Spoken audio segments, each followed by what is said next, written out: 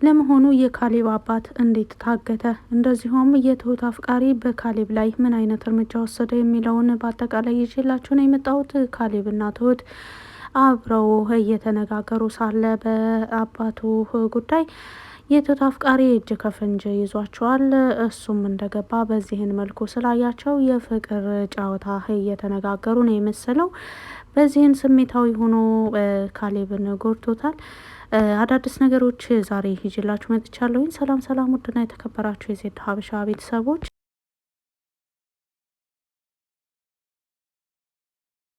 ለቻናሉ አዲስ ከሆናችሁ ሰብስክራይብ በማድረግ እንደዚሁም ቪዲዮውን በላይክ መጀመር አትርሱ። ትሁት ቀጣይ ፓርት ነው ይዤላችሁ የመጣሁትኝ። እስከ መጨረሻው ድረስ አብራችሁ ለመቆየት ሞክሩ። ቪዲዮውን በመሀል አስገባላችኋለሁ። እንግዲህ የትሁት አፍቃሪ ከታገተበት ቦታ እንደተለቀቀ ታይቷል። ካሳለፍነው ፓርት ላይ መለቀቁ ብቻ ሳይሆን ማን እንዳሳገተውም ጭምር አውቋል። እርግጥ ወደ ቤት አመጣጡ የዳኔን ፍቅረኛ ፈልጎ እንደሆነ ቢታወቅም ነገር ግን ትሁትና ካሌብ በዚህን መልኩ ሲያያቸው ስሜታዊ ሆኖ ያልተጠበቀ ነገር ተናግሯል። እንግዲህ ከካሌብ ጋር እየተዋወቀው ከካሌብ ጋር የተዋወቀው ጠበቃ እንደሆነና የህግ ሰው እንደሆነ ነበረ የነገረው። ይሁን እንጂ በስተመጨረሻም በተለይ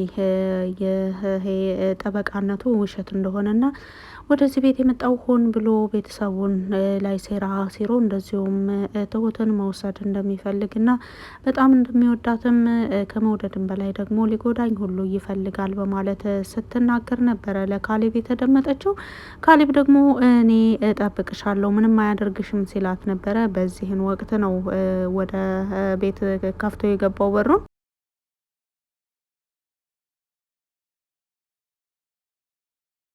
በሩን ከፍቶ የገባበት ምክንያት ሌላ ቢሆንም ነገር ግን ትሁትና ካሌብ በዚህን መልኩ እየተነጋገሩ ሳለ ሲያዳምጣቸው ፈጽሞ ስሜቱን መቆጣጠር አልቻለም።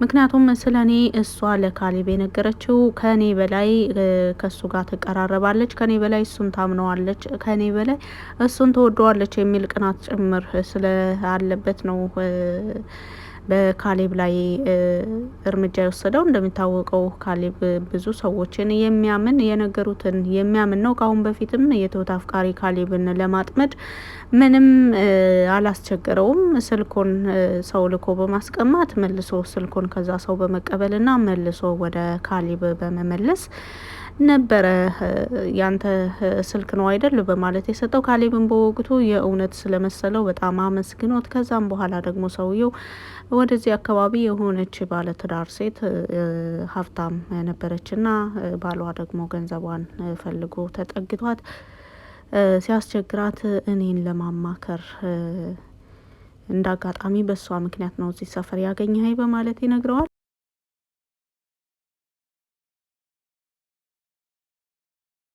ካሌብ ምንም የተጠራጠረው ነገር የለም። እውነት ስለመሰለው በቃ ሰውየው ሊሄድ ሲል በአክብሮት ጠርቶ እኔም ታስፈልገኛለህ፣ የህግ አካል ከሆንክ የህግ ሰው ከሆንክ እኔንም ታስፈልገኛለህ፣ እኔም የማማክርህ ብዙ ነገር አለኝ፣ ከቻልክና ካላስቸገርኩ ቁጥርህን ልትሰጠኝ ትችላለህ በማለት እንግዲህ 0911 በማለት ጀምረው ቁጥር ተቀባብለዋል። ከዛም በኋላ ከጋሼ ጋር እውነት መስሎት ሄዶ ካሌብ ከአባቱ ጋር ሲያወራ ነበረ። የካሌብ አባትም ካሌብ እያወራው ያለው ነገር እውነት ስለመሰለው በተለይ በቴና በኩል የቴናን ጉዳይ ለመፍታት እንደዚሁ ከቴና ጋር ለመፋታት ያለውን ፍላጎት ለአባቱ በመናገር ንብረትህን አካፍላት ብሎ ቢነግረውም በእኔ ስም የተመዘገበውን ይሁን አካፍላት አሉ፣ ነገር ግን በአንተ ስም ያለው ነገር ሊቀመጥ ይገባል በማለትም ተነጋግረዋል አባትና ልጅ። ይሁን እንጂ ቴና በአባትም በልጅም ስም ያለውን ሁሉንም በአጠቃላይ ነው የምትፈልገው። ያ ማለት ድርጅቱንም ሆነ ቤትና መኪናውን ጭምር ሁሉንም አላቸው የሚባለ ነገሮችን ሁሉ ነው እሷ የምትፈልገው ለግሏ ለማድረግ።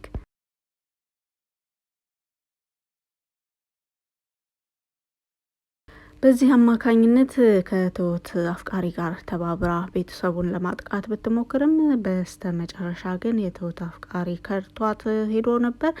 ይሁን እንጂ ከታገተበት ቦታ ከተፈታ በኋላ ቲናን ማን እንዳገተኝ አጠያይቂልኝ ብሏት ነበረ። እሷም የተጠራጠረችው የዳኒን አፍቃሪ እንደሆነና አንቺ ደግሞ ከእሷ ጋር ጥላቻ ስላለብሽ አሁን ደግሞ ከእሷ ጋር እንድጋጭ እያደረግሽ ነው በማለትም ሳያምናት ቢቀርም ነገር ግን ትሁት ይህን ታደርጋለች ብሎ ፈጽሞ አላሰበውም ነበር። ትሁት እንዳደረገችው ያወቀው ከልጅቱ ጋር ክላስ ውስጥ ቁጭ ብለው ሲያወሩ ነው። እኔ እንዳሳገትኩት ቢሰማ እኮ ፈጽሞ እኔንም አይምረኝም በማለት ስትናገር ነበር። እኛ እንዳሳገት ነው እንዴት ያውቃል?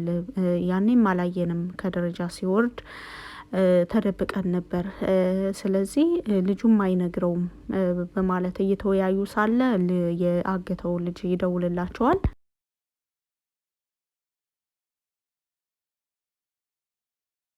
ስልኩንም አንስተው እያናገሩ ሳለ በጣም ጎድቶኛል አታሳክሙኝም እንዴ በማለት ነበረ የተናገረው። እዛው ድረስ በአካል መተን አይተንሃል። በወቅቱ ምንም የለብህም፣ እንዴት ነው አሁን የምናሳክምህ? እንዲያውም ግማሽ ክፍያ ስለከፈልንህ አንተ ደግሞ ምንም ነገር ስላላደረግ ከሰጠንህ ገንዘብ ተመላሽ ልታደርግልን ይገባል በማለት ነበረ የነገረችው።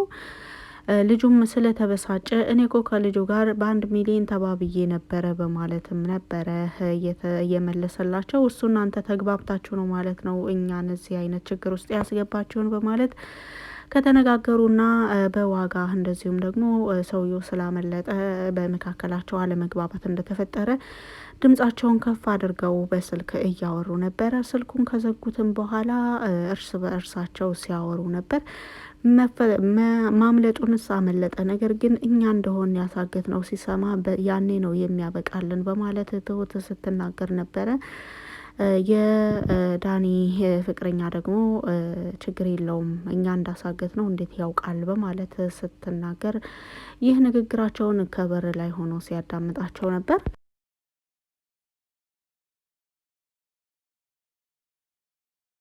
እንግዲህ ቤተሰብ ምናልባትም በካሌብ አማካኝነት ወደዚህ ቤተሰብ ከተጠጋው በኋላ በትሁት በኩል ያለውን ነገር ሁሉን ነገር ከትሁት ቅርብ ሆኜ ነገሮች ይካሄዱልኛል፣ ነገሮች እኔ ባሰብኩት መልኩ ይሄዱልኛል ብሎ ያሰበው አፍቃሪዋ ነገሮች በተቃራኒ እየሄዱ እንደሆነ ሲረዳ መልሶ ለቲና ደውሎላት ነበር። እንግዲህ ቲናም በቻለችው አቅም ሰው ስለሚያስፈልጋት እሱን ለመተባበርና ካሁን በኋላ መልሶ እንደማይከዳትስ ምን ማረጋገጫ ምን ዋስትና አለኝ ስትል ነበረ። እኔ ለቃሌ ታማኝ ነኝ ሲል መልሶላታል። አሁን ላይ በካሌብ ቤተሰቦች ላይ ከባድ እርምጃ ለመውሰድ እንደዚሁም የመጀመሪያ ተጠቂ የካሌብ አባት እንደሆነና በመቀጠል ካሌብ ለማጥፋት የተመካክረው ስራ የጀመሩ ይመስላሉ።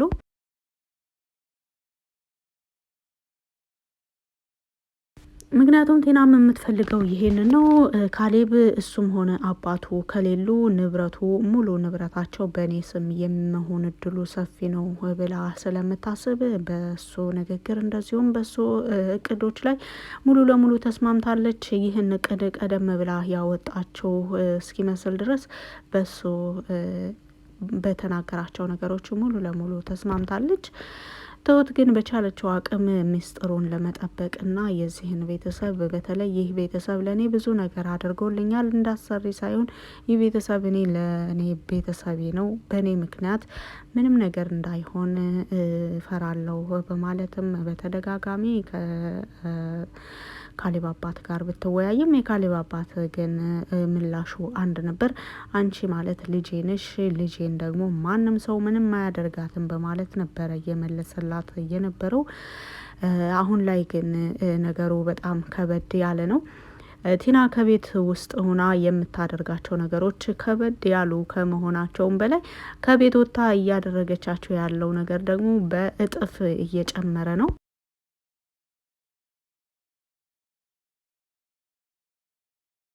በተለይ የመጀመሪያ እቅዳቸው የካሌብን አባት መያዝ ነው። የካሌብን አባት ካጠፉ በኋላ ካሌብ በጣም ቀላል ካሌብን ለማጥፋት በጣም ቀላል እንደሆነና ሁለት ሰው ሳይሆን አንድ ሰው እንደሚያስፈልግ በፈለጉት አይነት ነገር እሱን መስማማት ኢቭን እያለ እንኳን ንብረቱን በስማቸው ለማዞር ምንም የማያስቸግራቸው እንደሆነ ነበረ ሲነጋገሩ የነበሩት። በተለይ ደግሞ ወደ ኋላ በመመለስ ልጁ ካሌብን እንዴት እንዳታለለውና ጠበቃ ነኝ ሲለው እንዴት እንዳመነው ወዲያውኑ በአክብሮት ስም ጠርቶ ስልኩን ተማጽኖ እንደተቀበለው ስልኩን ከመቀበልም በላይ ብዙ ምስጢሮችን እንደነገረው ከሚስቱ መፋታት እንደሚፈልግ ከዛም በኋላ ሚስቱ ያቀረበቻቸውን መስፈርቶች የቤተሰቤን ሙሉ ንብረቴን ትፈልጋለች በማለት ልክ በቃ የነገረውን አይነት ታሪክ መልሶ ለሱ ነግሮታልና ሰውየው ካሌብን ሆን ብሎ ለማጥመድ ነው ያንን የሴትዮዋን ታሪክ የነገረው። ካሌብ ደግሞ የራሱን ታሪክም በዛን መልኩ ዘርዝሮ ነግሮት ቀጠሮ አስይዞ ወደ ቤት መጥራቱ ለነገሮች ችኩል መሆኑና ምናልባት ብሎ ምንም አይነት ነገር አለመጠራጠሩ አሁንም መልሰን ካሌብን ወጥመዳችን ብናስገባው በጣም ቀላል ነው በማለት ሲሳሳቁ ነበረ። እኔም ይሄን ሞኝነቱን ስለተመቸኝ ነው በቀላል አለቅም ያልኩት በማለት ቲና ስትናገር ነበር። ልጁም ሌላ ሰው ቢሆንማ እንዴት እንደሚያርቅሽ እንዴት እንደሚወረውርሽ ያውቃል በደንብ በማለት ነበረ ሲመልስላት የነበረው። አሁን ወደ ጉዳያችን ምን እንጀምር ከምን እንጀምር በማለት ሲነጋገሩ ከማን እንደምንጀምርማ ታውቂዋለሽ፣ መጀመሪያ ከሰውየው ነው የምንጀምረው፣ ከዛ በኋላ ያሉ ነገሮች በጣም ቀላል ይሆናሉ በማለት የትሁትን ጉዳይንም ጨምረው ሲያወሩ ትሁትን ለማጥቃት እንዳታስቢው፣ ፈጽሞ ትሁትን ለማጥቃት ያሰብሽ ቀን ከኔ ጋር የመጨረሻ ቀንሽ ነው የሚሆነው በማለትም ሲናገር ነበር። ትሁትን እንደሚጠብቃትና ለትሁት ሲል ምንም ነገር እንደሚያደርግ ምንም አይነት መስመር እንደሚስት ሲነግራት ነበረ። ቲና በዚህ ንግግሩ በጣም ስለተደናገጠች እረ ችግር የለውም በማለትም እየተነጋገሩ ሳለ የካሌብ አባት ከጎናቸው ሲያልፍ ያያሉ። ከዛም በኋላ ተከታትለውት ሲሄዱ ነበር። ለመሆኑ ተሳክቶላቸው ያግቱታል ወይስ አይሳካም የሚለውን በቀጣይ ፓርት ላይ የምናየው ይሆናል። በቪዲዮ ላይ ማንኛውንም ማስተያየት በኮመንት ስር መጻፍ ትችላላችሁ። ስላዳመጣችሁ ከልብ አመሰግናለሁ። መልካም ጊዜ